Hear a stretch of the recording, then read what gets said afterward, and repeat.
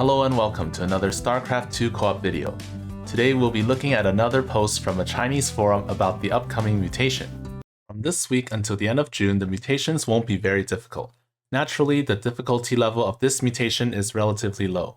There's pretty much only one synergy. If your units are near a building and a prop happens to spawn from it, and then a temporal field appears or your unit happens to have its speed reduced, then the prop will probably happily eat you.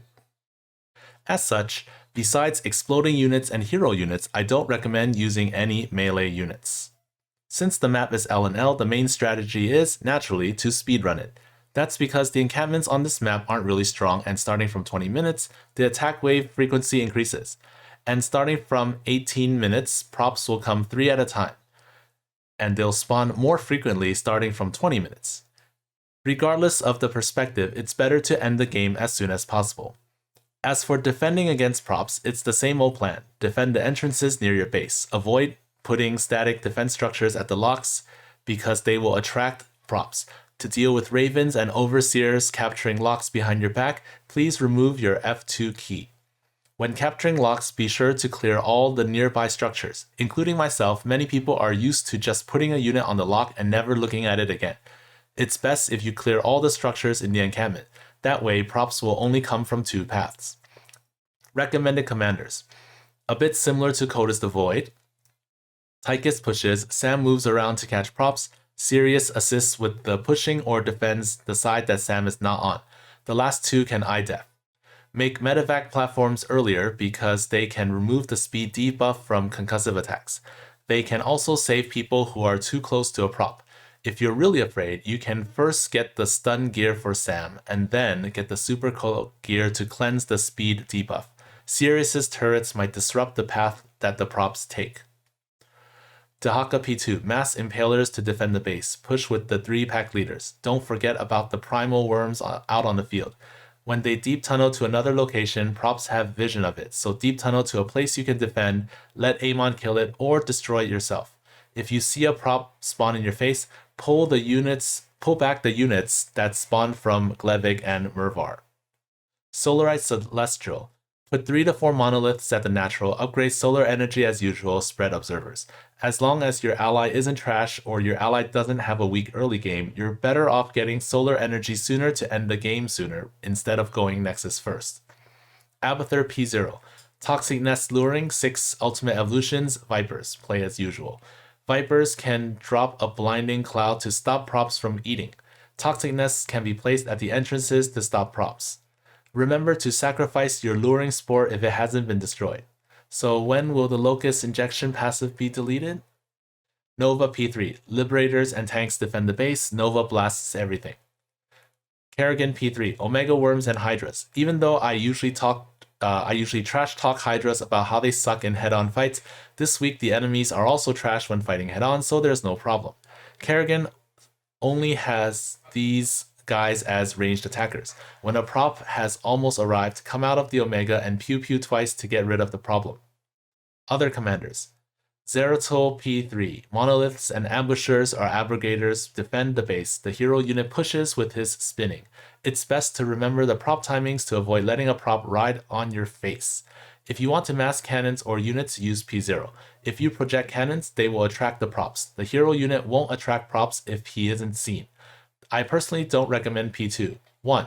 L&L is a short map and P2's early game is weak. 2. If an artifact fragment happens to be either of the big side bases and you fly over there to pick it up, you will activate that base's AI, causing them to start sending units at you. Stetman P2. Use your extra money to make Banes. The hero unit solos the map. No need to be greedy for the best oil to get more attack speed. Sagara P1. Because of concussive attacks, playing hero only doesn't feel really good. Also, sending Banes and Scourge at the enemy is a lot more brainless to do. Remember to get the Bane damage upgrade as well as leave some Banes in a control group at home. After using F2, select this group and move them back home.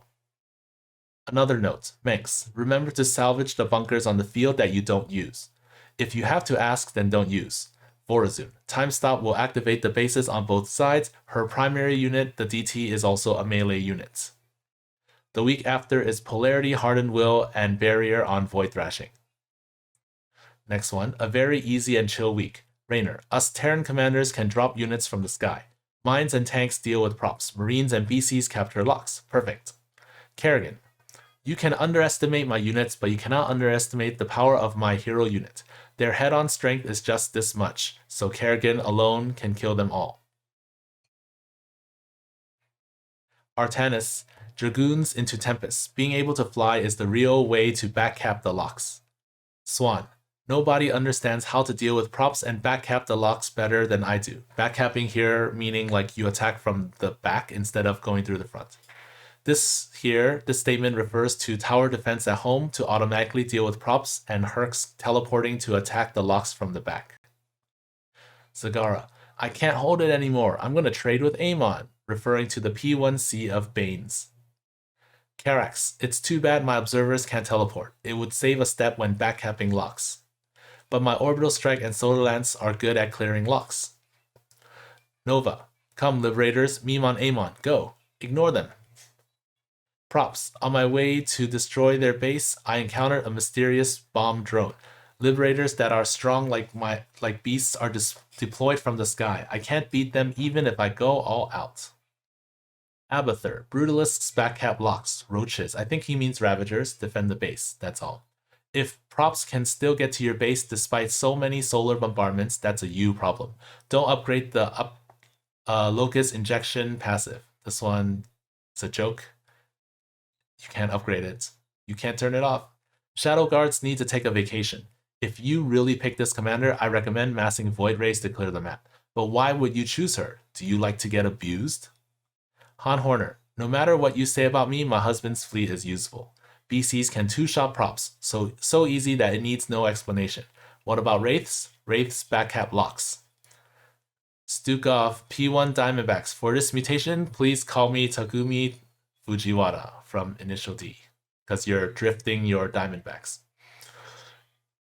Alarak, here's are the mothership's responsibilities for this mutation. Summon 5 destroyers, each one capturing 1 lock. What about props? They can't mess with Ascendants. Tychus, Lone Wolf, 5 outlaws, just enough for each person to capture a lock. Dehaka, once you open with Primal Contender, you are invincible. 3 pack leaders, impalers, creeper hosts. Props, we're gonna find you. You better not run. Phoenix, sigh, the rock slapper just A-moves. Don't worry about so many things. If you see a prop, don't A-move. Call a long-range cannon over. Mix, can't deal with the problem you encounter? Drop some explodey troopers to deal with the problem. Stetman, the head-on strength of this mutation doesn't require the use of P2. Use P1, stop using your intelligence. It's easy and brainless. Ling, Hydra, F2A, done. If your ally doesn't know how to defend, make some Banes and jump on the props. Zeratul, spin to win. After spinning, capture locks with observers. My E key is broken. Next one, a mutation where you can see famous scenes featuring stupid links. I think that's what it says. This one, I generally think that playing like that as Stetman P1, which is F2A, will result in a popular scenario where F2 players' lings bite props. Stetman does not have free Banes and his lings are slow. Zagara just rolls forward with just Banes and Scourge, so it's a lot less stressful. The good thing about Stetman P2 pure Baneling is that you don't need to F2, so you can rest assured when you split your forces to defend. Next one. Actually, the biggest reason for picking P1 is, there are too many trash players in other servers, so once a prop spawns, you can turn on Blue Zone to go home and deal with the prop. How can anyone choose a tower commander and not have an expo by 230? The most random factor of this mutation is your ally. I'm afraid I'll be matched up with a P3 Stukov when playing in other servers. Lone Wolf needs to get Sam as the second outlaw. The gear you need to purchase earlier than usual are: first one, Super Cloak. It removes the slow debuff, makes him move faster, increasing the room for error. Get the Gunslinger's attack speed, get it ASAP. This ensures that if a prop gets close, you can A-move it to death, or just attack it to death. Also increases Tychus's room for error. Stun Gear increases room for error to the next level. Good for when 2 or more props show up at the same time. Best if you manually control Sam to attack a prop after throwing a grenade. Sirius needs at least 3 turrets to safely deal with 1 to 2 props, so keep this in mind when you push. If a prop comes and you don't have 3 charges, hurry and run away. A relatively easy map to solo. As everyone knows, the thing that always stops you from speedrunning lock and load is your ally. For solo queue, I recommend hero commanders, especially Nova P3 as mentioned above. Players who aren't very good can make ghosts to defend the base as their snipes are faster than liberators. But he edited this. Since props don't have the biological tag, don't use this. Now you choose one of 2, liberators or tanks. In a duel, I remember that the world record is Abathur and Dahaka speed clearing in 3 minutes, so that eliminates props in a sense. Props reanimators don't have the biological tag, so they can't be sniped. Okay. Yes, Sam second, but I personally tend to get the stun first since I use Sam as the guerrilla warfare troop that catches props and defends the base. He pretty much won't get touched. Later on, I get the super cloak to make it easier to move around.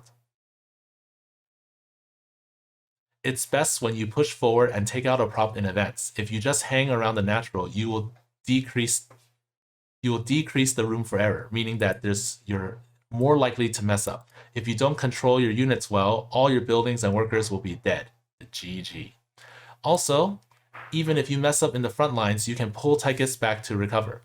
Or, if 2 props come from 2 different directions, you can take out one in advance and then immediately go over to take out the other. The stun is better when there are 2 to 3 props. Stun one, attack another, create some space, and then attack the third, if you only have 1 charge. Okay, Sam goes forward, but only to places that have already been cleared. If you don't use Sam to attack the bases, naturally he won't get attacked either. Next one, my bad, I'll edit it. Okay, referring to the ghost thing. Ghosts can only snipe biological units. Props don't have the biological tag, so they can't be sniped. Even if you could snipe them, the snipe CD is 30 seconds, which means that 1 pair of ghosts can only snipe 1 prop. However, a pair of +0 liberators only needs 2 shots to take out a prop. They don't have speed freaks in these mutations, so they can't run away from the liberator's attack range. As you clear a base, you can also control props in that area. If, hypothetically, props spawn from both sides each time and the game ends at 18 minutes, you'll need 2 pairs of ghosts or liberators. Ghosts cost 1,000 minerals, 500 gas, while liberators cost 750, 750. And Nova generally needs to use her airstrike often to supplement her offense and clear attack waves, especially P3. This makes it evident that liberators, which require fewer minerals, are more worth it. Regular Brutal. Just do whatever you want. Opens arcade map to replace commanders, choose Tychus, select Lone Wolf. Dahaka. I remember that Mervar makes little units. They won't betray me, right? Meaning like they'll turn into props. Will they never fix the bug involving Vorazun? Without speed freaks, as long as the props don't spawn in your face, you pull all the little units home, then turn off autocast. The pack leaders themselves won't get eaten, so they can fight props head on. Mervar also has a cloud that can stop props from attacking for a bit. And that's it for this post. What advice do you have for this mutation? Comment it down below and I'll see you next time.